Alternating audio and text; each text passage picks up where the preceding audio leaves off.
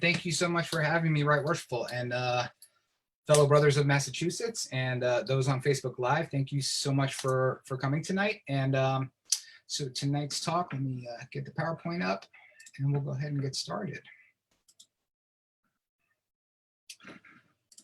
I'm going to go ahead and mute everybody. If anybody has any questions, put them in the chat box. Folks on Facebook, put them in the chat box. I'm moderating alone tonight, so I will try to do the best I can to answer all your questions. And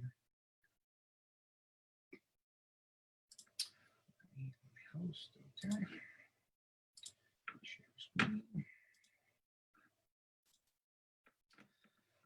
Okay, can you all see my screen? Yep. Yep, all set. Awesome, thank you. Great, so again, thank you for coming. My name is Joe Martinez, and tonight we're going to talk about the meaning and the symbolism behind the 12th chapter of the book of Ecclesiastes. So it's definitely something that I found a lot of interest in, and with that, we will get started. So, passages of scripture exist in many places throughout the Masonic initiatic experience. These passages, most oftentimes taken from the Old Testament or the Hebrew Bible, coincide with and enhance the meaning of teachings found in the 3 degrees of Freemasonry. The Christian Bible, the Hebrew Tanakh, the Quran, the Vedas, and other books of faith impart wise and serious truths. And we must always remember that as Masons, who espouse a universal brotherhood, these books are meant to remind us of our universality and not promote a single particular faith. In most jurisdictions during the Master Mason's degree, the initiate is introduced to one of the most memorable, beautiful, and relevant passages from the volume of sacred law. In lodges that use the Holy Bible as their volume of sacred law, we're referencing the 12th chapter of Ecclesiastes. As you can readily see on pictures on the internet or Duncan's monitor, the volume of sacred law is open to this particular reading, and the compasses in the square are arranged in a very particular configuration. And those who are Master Masons know what I'm talking about. So, Ecclesiastes itself. Ecclesiastes, one of the 24 books of the Hebrew Bible, or one of the 39 books of the Old Testament in most Christian Bibles, and one of the 46 books in the Roman Catholic canon, is one of the most peculiar books in the Judeo-Christian canon. The Greek Septuagint translators always chose some form of the word Ecclesiastes for the title. And the Latin word Ecclesiastes is a transliteration of the Greek word Ecclesiastes, which comes from the root of the Hebrew kohelet, or koheleth, which means to assemble. The Greek word Ecclesiastes means the one who assembles. The Greek word had a more modern meaning once it started to get translated into Greek of the one who assembles people, much more so than assembling a building or putting things together.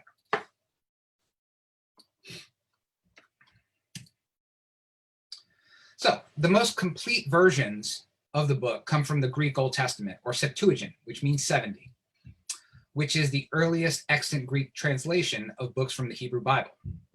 According to the legend, originally 70 and later 72 Jewish scholars were asked by Ptolemy II, then the Greek king of Egypt, to translate the Torah from biblical Hebrew to Greek for inclusion in the Library of Alexandria at the time. It's interesting to note that it later became 72, and the legend also noted that of these 72, 6 scholars, 6 from each of the 12 tribes of Israel, translated it independently without sharing amongst one another, and returned it to the king and gave him 12 exact duplicates of the translations. So those of you into gematria and things like that, you'll see the significance there. So Ecclesiastes, or in Hebrew, Koheleth, is traditionally attributed as being written by King Solomon himself. Many biblical scholars, however, have dated the writing of this book to somewhere between 450 and 200 before the Common Era. So scholars to this day argue that many concepts and phrases clearly stem from the Persian or Aramaic side of origin, lending to the more ancient date around the 400s or 300s. Some scholars contend that there is a bit of Greek influence in the poetry of Ecclesiastes, but the phrases and the use of loan words in the original Hebrew and Aramaic appear much more Persian than they do Hellenistic. The dispute as to whether Ecclesiastes belongs to the Persian or the Hellenistic periods revolves around the degree of Greek culture and thought, also known as Hellenization, that is present throughout the book. But the date that they became memorialized in writing is really less important to Freemasons rather than the actual teachings that one gleans from their poetic text. I contend, after reviewing the Hebrew, the Greek, and the Latin translations, that there really does seem to be a bit of defeatism in the original text that was very, very present during the captivity period of Jewish history, when a lot more of the more recent writings were done, when they were captives in Babylon. So what is the Old Testament, the Hebrew Bible, and the Tanakh? As most of you know, the Old Testament is what Christians call the book of the Bible that predates the stories of Jesus. All the Hebrew books of scripture on their own for the Jewish people are collectively known as the Tanakh. Some people misuse the word Torah and Talmud to interchange for Tanakh, but they don't mean the same thing. The Torah means the law and refers to only the first 5 books of the Bible, which are Genesis, Exodus, Leviticus, Numbers, and Deuteronomy, also known as the Pentateuch. The Talmud is literally the Hebrew word for learning and contains the history of the Jewish religion, as well as their laws and their beliefs. It's the basic tool for learning the ethics behind the customs that are inherent in their religious practices. Now, the Tanakh is more an acronym than an actual word. And let me get, let me get my mouse there. So Tanakh stands for Torah, Nevi'im, and Ketuvim.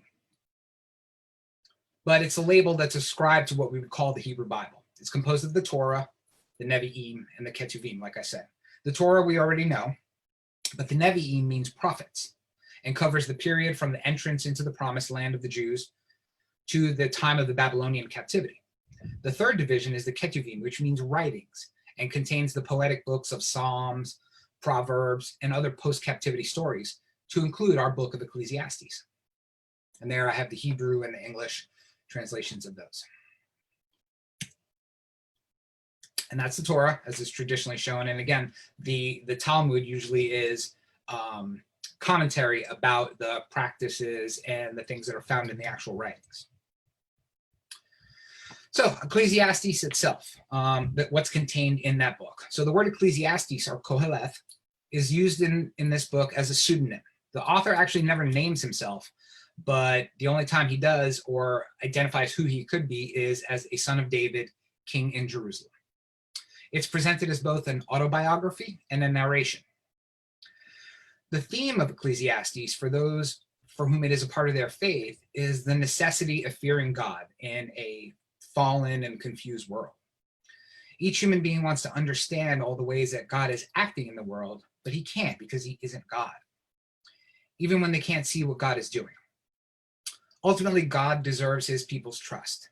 And Koheleth ascribes this theme as one of true wisdom. That's what true wisdom is to him. The tone of this book is strikingly different than many of the other books in the Old Testament or Tanakh. There really is a sense of pessimism and defeatism inherent in the narration, as we'll touch on a bit later. And there's a very obvious omission of a redeeming or a saving creator in this particular book. And it's not something that you find in other books within the Hebrew Bible. Specific to this chapter, the 12th chapter describes the overall process of aging and what should be noted throughout that process of aging as truly important to a good and godly life towards its inevitable ending. It describes the aging process through metaphor, which attempts to capture the deeper meaning of what the narrator is trying to convey.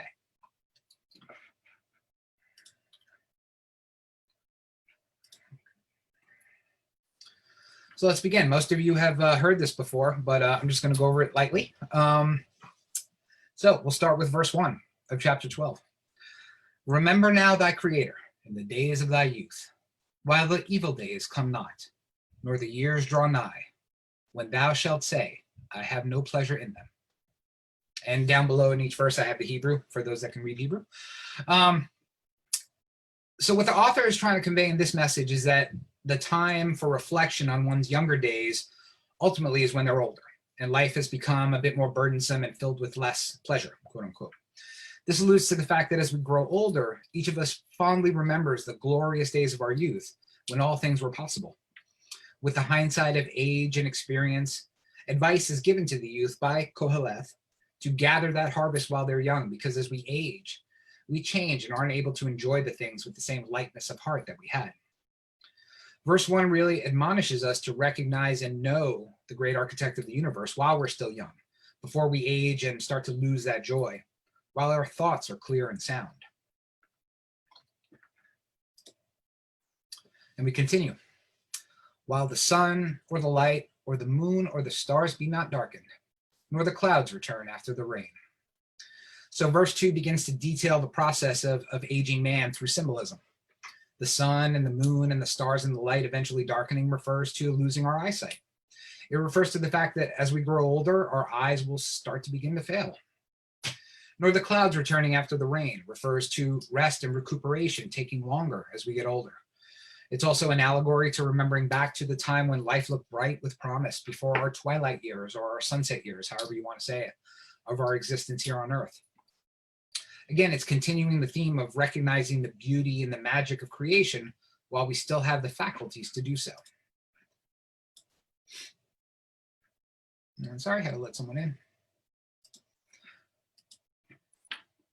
And we continue. In the days when the keepers of the house shall tremble, and the strong men shall bow themselves, and the grinders cease because they are few, and those that look out of the windows be darkened. So in the days when the keepers of the house shall tremble, that refers to no longer being able to take care of oneself. And the strong men bowing themselves can refer to the body degenerating and the process of aging and the inability to physically walk without stooping over or bowing over.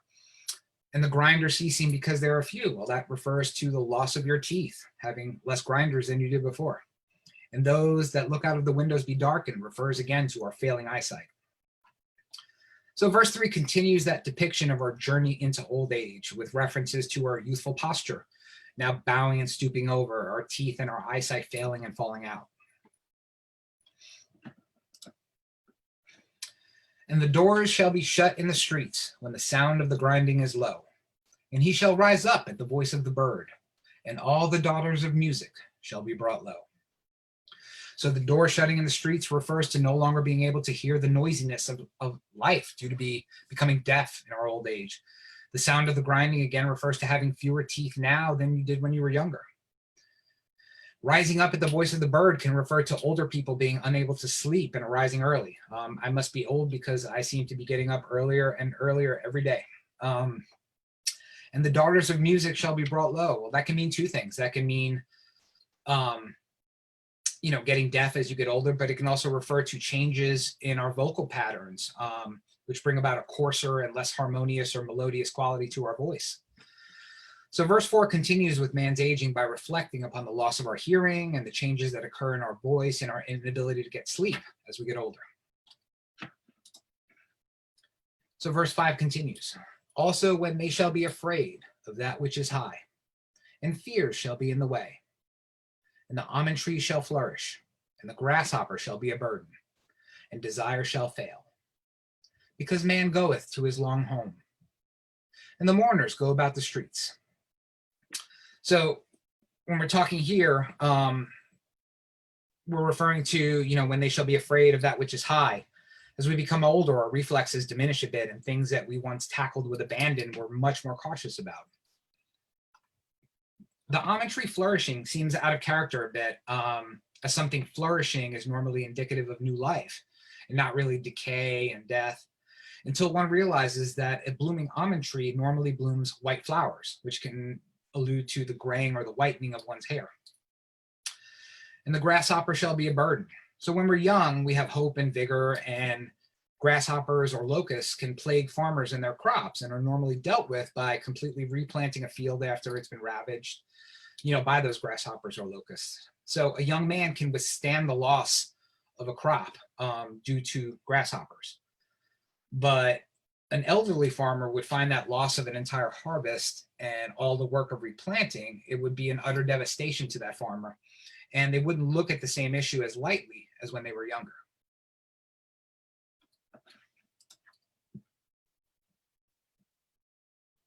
Oh, I skipped a part. and desires failing. So that can refer to a couple of things. Here we go. Desires failing can refer to our dreams, which take a long time to come to fruition and are not as desirous in those that are elderly as in the youth, because they know that they don't have the time to work at them to obtain those desired results. And the gradual decrease in our physical desire also diminishes in both males and females as we age and get older.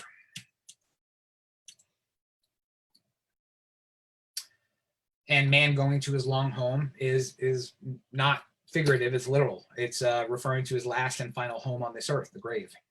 And mourners in the streets was also a literal verse, as it's the custom of the time to have mourners announcing someone's passing throughout the streets. So now verse 6, and this is one of my favorites. Or ever the silver cord be loosed, or the golden bowl be broken, or the pitcher be broken at the fountain, or the wheel broken at the cistern. So verse 6 returns to that poetic language, and it describes the failings of some of the most important parts of our body as we succumb to old age.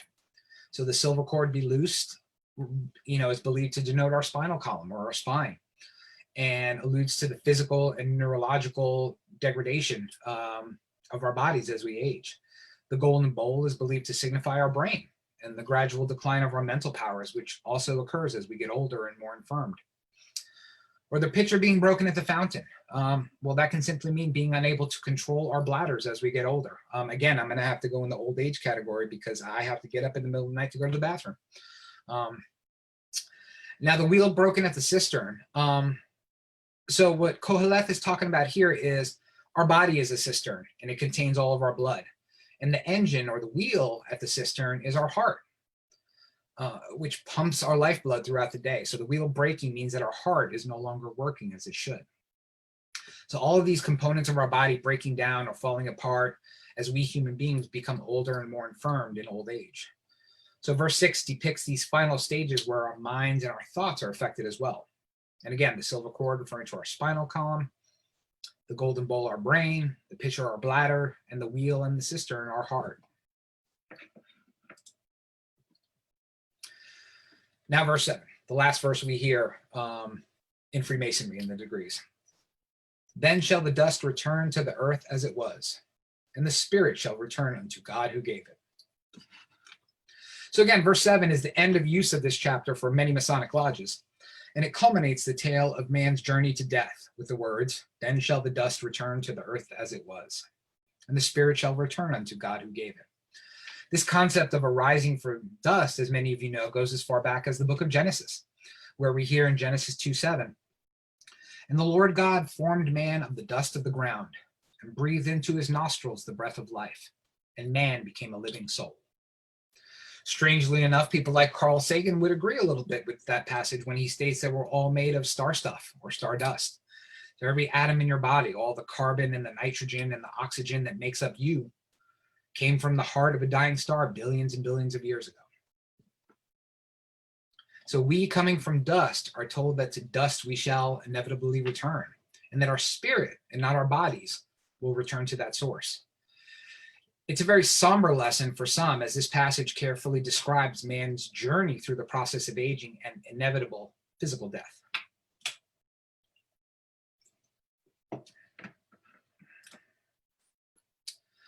So what does it mean? So in short, taking those 7 verses on their own is really a sharp admonishment to make good use of the days, and that everyone will at some point succumb to the process of aging and death. The threat of death and returning to that primordial dust looms over everyone. So putting it back into the context of the rest of the book, is there a message that we're missing that could be more comprehensive or more meaningful when we read the rest of the book? And having looked at the beginning and the end of Ecclesiastes, I think there is.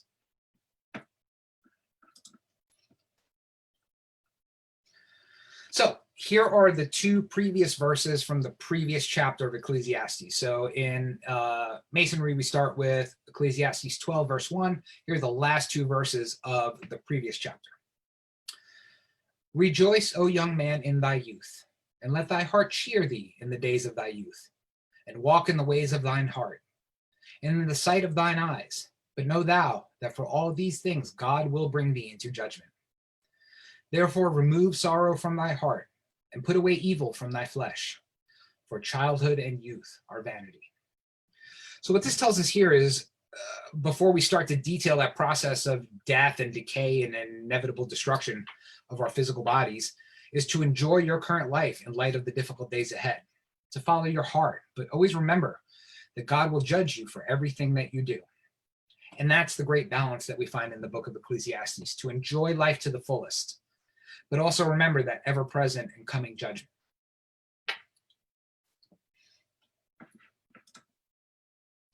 So now we're going to take on the other side of the verses we read in Freemasonry. So here's the rest of Ecclesiastes 12, which we do not normally make as part of the ritual. So after verse 7, we read, "Vanity of vanities, saith the preacher, all is vanity. And moreover, because the preacher was wise, he still taught the people knowledge. Yea, he gave good heed, and sought out, and set in order many proverbs. The preacher sought to find out acceptable words, and that which was written was upright, even words of truth. The words of the wise are as goads, and as nails fastened by the masters of assemblies, which are given from one shepherd. And further by these, my son, be admonished, of making many books there is no end, and much study is a weariness of the flesh. Let us hear the conclusion of the whole matter. Fear God and keep his commandments, for this is the whole duty of man. For God shall bring every work into judgment with every secret thing, whether it be good or whether it be evil." Really interesting that we leave this part out, because now we've moved from a first-person speaker into sort of a third-person narration here. But where we start is one of the most famous parts of all of Ecclesiastes, where all is vanity. Everything physical in this world is empty and vain, according to the teacher, which I think some of us would agree with here as Freemasons. But there is hope that this physical life is not the end of the journey. This narrator or preacher or Koheleth or Ecclesiastes, in what you initially think is a doom and gloom ministry that we find in the first 7 verses, is actually preaching a story of hope at the end and tries to find the most pleasant words or pleasing way to proffer that ministry. He also says that the words of the wise are as goads and nails fashioned by the masters of assemblies. So what are goads? So for those of you who aren't farmers or shepherds, goads are those pointy sticks used by herders and shepherds to move animals the way that they need to move. And nails fastened by masters are supposed to be immovable and rigid. So he wants his words to be permanent, and he wants to move people towards a thought or a conclusion. So these particular words by Koheleth are, I think, relevant now as they were 2,500 years ago when they were first committed to writing, to focus less on the physical and more on the emotional and the spiritual parts of our nature in a just and upright manner. When he refers to the study of books, he's highlighting that there is much about the world to read and ingest and absorb, so much so that it can be exhausting, which would be a very weird thing to say in a Masonic lodge, where reading and learning of all kinds is encouraged in many of our temples. This is really relevant today with the amount of information available on the internet or on your mobile device or on your second screen if you're already bored by the presentation. But for the modern person, this is really a more astounding point. So in 2018, they estimated that the size of the data available to the public on the internet was estimated to be about 2.7 zettabytes. It's not a gigabyte or a terabyte or a petabyte or an exabyte. That is a zettabyte. So 1 zettabyte is equivalent to 1 trillion gigabytes or 250 billion DVDs. So that's a lot of data. His point is to not let the magnitude of all that there is to learn out there take you away from the most important words from the teacher's point of view, which would be the words of the great architect. So let's update our meaning a little bit. So what does it all mean now? So again, you have those first 7 verses, which are that sharp admonishment to make good use of your days, because you're going to decay and you're going to die. So that threat of death and returning to that dust still hovers over everybody. No one can escape that. But we must also rejoice in the promise of a greater tomorrow. So this chapter as a whole teaches us that life isn't lived just under the sun. Life on this earth isn't all there is. And if you're living that way, you're living it wrong. Koheleth teaches the reader that your life is to be about fearing God. So I translate fear to mean awe and respect, as I don't really believe that anyone should be afraid of their creator. But the teacher or the preacher or Koheleth tells you to live your life in fear of a judgment that is sure to come at some point for every single person. I take it to mean to live a life less focused on the short-term physical things and focus more on the spiritual and internal things that enrich and enliven us. So some brief side notes about Ecclesiastes that I really found interesting. The most interesting that I found was the original Hebrew, before it was translated into Greek, used the term Elohim for God more than any other book of the time. In fact, none of the other wisdom books used the term Elohim, and not since the book of Genesis was it used so pervasively. The more common names of the time, like Yahweh or Yod-He-Vav-He, which we know as the Tetragrammaton, were used much more in the contemporary written form. And again, most of these books, scholars think, were written around the time of the captivity or shortly thereafter. And traditional legend has it, like I said before, that it was penned by King Solomon himself, part of his series of narrations that were included in the Holy Bible. The Song of Solomon was allegedly written in his youth. Proverbs was written in his middle ages, and Ecclesiastes in his twilight years. The word vanity is used 37 times in the book of Ecclesiastes. And as we've seen, the teacher uses vanity to describe the attachment and fixation on the physical mortal things of this world, and not the typical staring at one's beauty in the mirror definition that we have of vanity. The term under the sun, that's still popular in modern vernacular, was used 30 times in the book. And it is one of the only books of the Tanakh, or the Christian Old Testament, that focuses so much on despair and skepticism. And again, it was probably attributed to the time in which it was written. So the book of Ecclesiastes has influenced many things outside of the Hebrew and Christian communities. How this is relevant for Freemasons, and the Master Mason in particular, is again that admonishment contained in the 12th chapter. To not wait for old age to come and plague you before contemplating your journey through life. Once the body begins to fail, the senses dull, the faculties diminish, and it's too late to choose a path to walk upon. The Mason's journey from youth, manhood, and old age is a culmination of a journey through life. And the path of right conduct should be chosen as early in one's life as possible, so that the pondering in old age is of a life well lived. In religious context, the book of Ecclesiastes is one of the most recognizable wisdom books in the canon. And again, it's one of the most striking, as it's the only book that omits the most common theme in the Hebrew canon: a God who reveals and redeems, one who cares for his chosen people. They're not included in this book at all, which suggests that Koheleth, or Ecclesiastes, may have lost his faith in his old age. Some scholars even think that verses 9 through 14, which we read before, were added much later to bring the reader back to the concept of a quote-unquote redeeming creator. Ecclesiastes has influenced many things in Western culture. Abraham Lincoln quoted Ecclesiastes 1 in his address to Congress in 1862, during the middle of the American Civil War, where he quoted, "One generation passeth away, and another generation cometh, but the earth abideth forever." The opening of William Shakespeare's Sonnet 59 references Ecclesiastes 1. Leo Tolstoy's Confession describes how the reading of Ecclesiastes affected his life. Robert Burns, you all know who he is, his poem, The Rigidly Righteous, begins with a verse from Ecclesiastes 7. The title of Ernest Hemingway's first novel, The Sun Also Rises, was taken from Ecclesiastes 1. The title of Edith Wharton's novel, House of Mirth, was taken from Ecclesiastes 7. The title of Laura Lippman's novel, Every Secret Thing, which was also a 2014 movie that they adapted, comes from Ecclesiastes 12, with every secret thing. The main character in George Bernard Shaw's story, The Adventures of a Black Girl in Her Search for God, meets a person named Koheleth, who is also known as Ecclesiastes. The title and theme of George R. Stewart's post-apocalyptic novel, Earth Abides, is from Ecclesiastes 1. Probably the most popular, the dystopian novel Fahrenheit 451 by Ray Bradbury. The main character, Montag, memorized much of the book of Ecclesiastes and the book of Revelation in a world where books were forbidden and burned.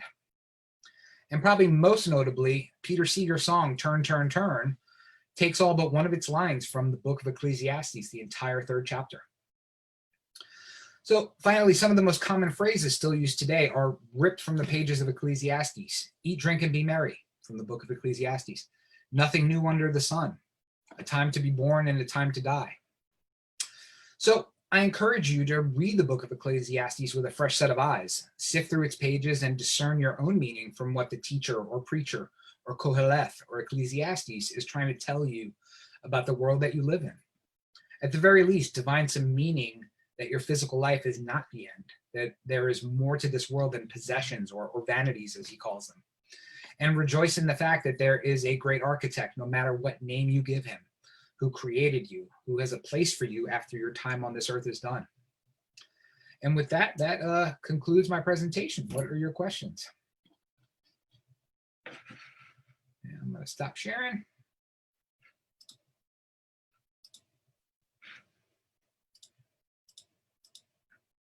And I will, if you have a question, unmute your line, or I'll check the chat box. Okay, thanks, Lee. Any questions?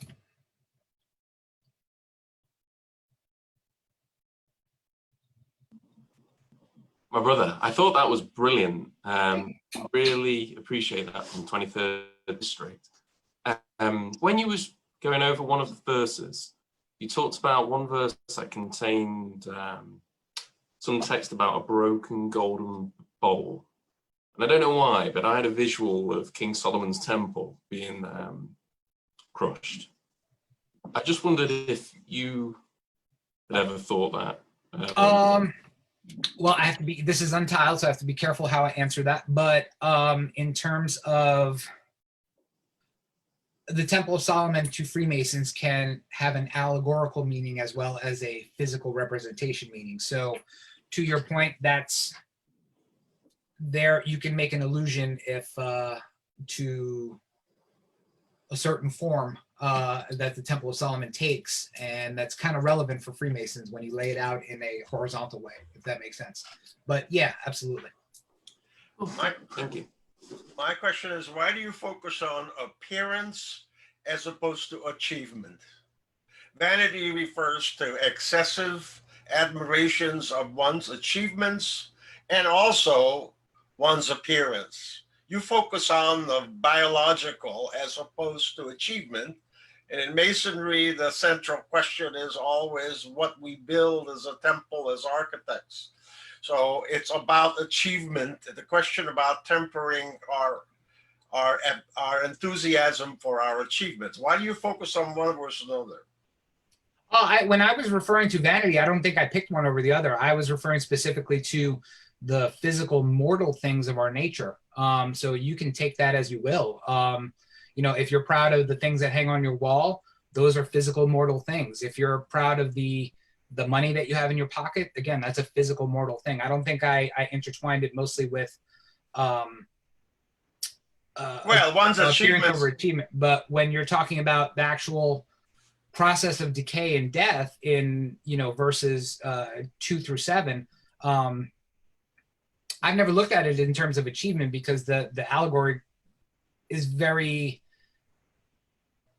clear when it's talking about you're getting old and you're falling apart and your teeth are falling out and your body is just turning into a hot mess and you've not lived your life the right way, which is kind of what he's getting at to me. Because in Masonry, we talk about the decay of civilization, and what survives is charity. So it's about, it focuses on the what's really important. So achievement can refer to your children, your family, your contributions to society, whatever. It doesn't necessarily means achievement. You know, achievement is a concept. It's an idea. It's a construct about what you set out as a young man as your goals and how what you want to rise. And if you look back upon yourself in your old age, you say, well, how many notches did I get done? And I think this is just as well focusing on what we achieve or don't achieve. And not, it's excessive, you know, mirror on the wall. It's old as the myth and, you know, Western civilization. So I just think that you you focus on the organic as opposed to the structural. No, and that's a fantastic point, Brother Andrew. I appreciate that. I mean, when we're using it, I think, and again, I probably should have started off, these are my opinions, so you take them for what you will. At the end of the day, when we're using these verses in the Master Mason's degree, it has a very focused meaning, right? Because again, we're talking about that youth, that manhood, that old age part. So I think it kind of sets the stage for what happens in that degree for those that have been through that degree. And that does take a physical and a negative form at a certain turn.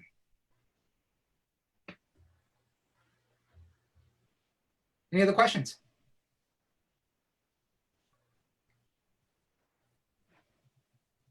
Well, let me check the chat. And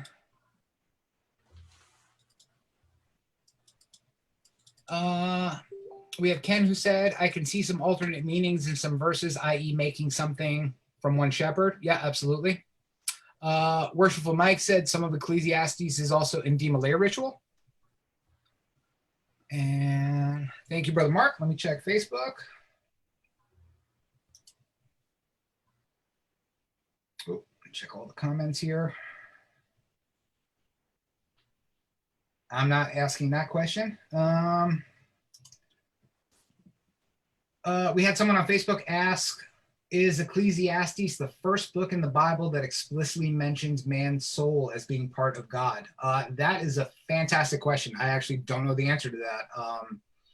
But Brother Mark was kind of alluding to the allegory behind it a little bit as well. And sorry, I'm just trying to pull in all the comments. Brother Scott asked Joe, if I wanted to explore this on my own, where might I look?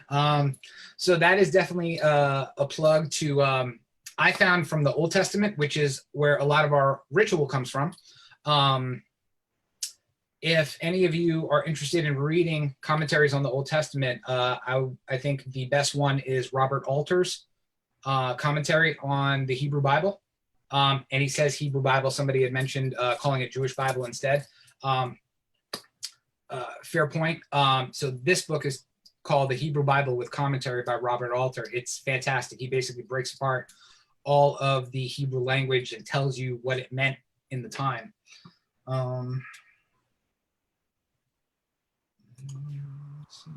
Yes, I wanted to mention in Genesis about the soul of man. At the time of creation, on the sixth day, God breathed life into man. So it's mentioned pretty early on that the soul and the divine are connected.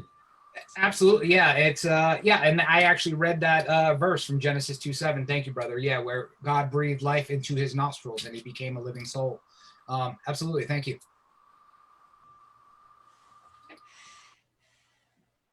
Any other questions? Brother Mark, that concludes my presentation. Thank you, Thank you. brother. I think I'd like to thank Worshipful Todd Hall, who's our lead LOI coordinator of the 23rd District. Brilliant job of finding you on Refracted Light. I think it would be a brilliant plug, Brother Mark. I'd be happy to, yeah, absolutely. So thank you. I actually had, I did have another plug since you mentioned Masonicon. Let me share my screen again real quick. So for those of you who don't know me, I am one of the multiple hosts of the Mid-Atlantic Esotericon. So that is a esoteric Masonic conference. The first one we had was last year. It was absolutely phenomenal.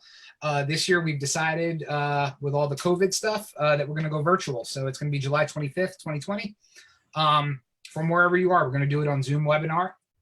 And it'll be a full day of esoteric Masonic education. You've got Chuck Dunning, Joseph Wages, Dave Bacon, Brother Don McAndrews, Brother Angel Millar, and Brother Robert Johnson. They'll all be speaking. And June 1st, we're going to put tickets back on sale for this online event. So it's going to be a whole day of, again, education and seminars and some breakout rooms, all focusing on Masonic education. June 1st, and all of the extra proceeds we're going to be giving to charities, most likely Virginia Rainbow's charity of Give Kids a World, where they send a family with a infirmed or terminally ill child to Disney World or a resort right next to it for a week. So that's what we're doing there. And as you mentioned, Brother Mark, before, I am a member of Ezekiel Bates, home of Masonicon, and that actually got moved out to August. So all you local folks, once COVID is lifted, hopefully I will see you there in Attleboro, Massachusetts. And finally, Refracted Light. So I am one of about 20 people who helped to moderate that group. It's basically a group that we started after the lockdown began. So anybody who is doing Masonic online education, we kind of funneled them all into one group so that everybody has one place to go to for Masonic education. As of right now, they're still doing 4 or 5 Masonic education pieces a week. I'm sure that'll start to scale down a little bit as we can all see each other face to face. But we plan on having Refracted Light be the home for online virtual education for quite a long time. So thank you for allowing me the time to mention that. Thank you, Brother Martinez. It's great. And Brother Mark, if you're saying something awesome, you're on mute.